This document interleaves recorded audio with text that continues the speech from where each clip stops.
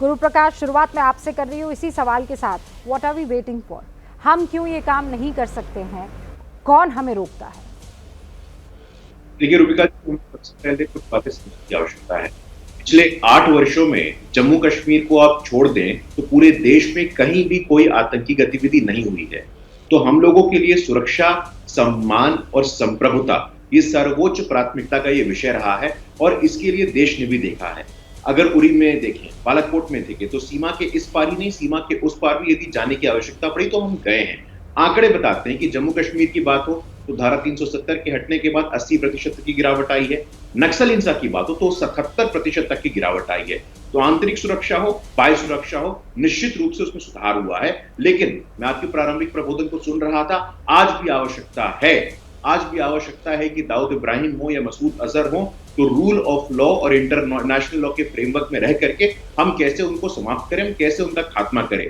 आज जो नेतृत्व है, उस नेतृत्व को किसी चीज की चिंता नहीं है। पहले के नेतृत्व को माइनॉरिटी अपीसमेंट की चिंता रहती थी, तुष्टीकरण की चिंता रहती थी। पहले के ही नेतृत्व के लोग थे कि उनके नेता रोते थे जब आतंकियों को मारा जाता था।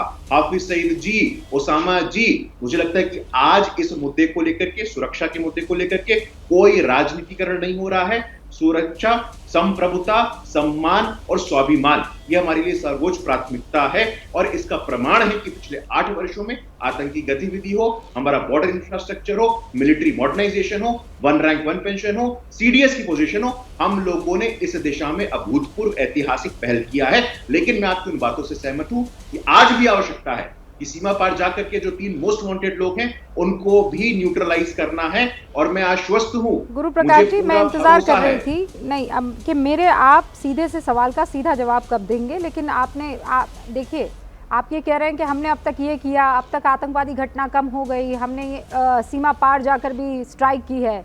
इन सारी चीज़ों को देखते हुए तो अब ये सवाल पूछा जाएगा ना, व्हाट नेक्स्ट? और हम ये कह रहे हैं कि जब अमेरिका ओसामा को मार सकता है, बगदादी को मार सकता है, जवाहिरी को मार सकता है और घर में घुसकर मार सकता है, तो हम किस बात का इंतज़ार कर रहे हैं? मुझे इस सवाल का जवाब चाहिए, क्योंकि आज जो हिंदुस्तान का बाशिंदा इस वक्त बैठकर अमेरिका के इस काम को देख रहा है, इस ऑपरेशन को देख रहा है, तो उसके मन में भी यही ख्याल आ रहा है कि हम कब दाऊद इब्राहिम का गला पकड़ेंगे, हम कब हाफिज सईद की कलाइयों को मरोड़ देंगे और उसे जो उसका अंत होना चाहिए उस तक पहुंचाएंगे।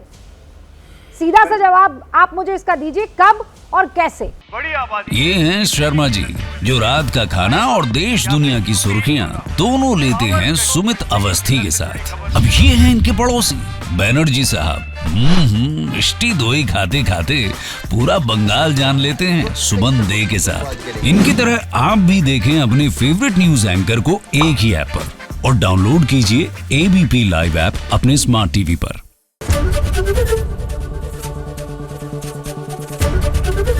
एबीपी न्यूज आपको रखे आगे।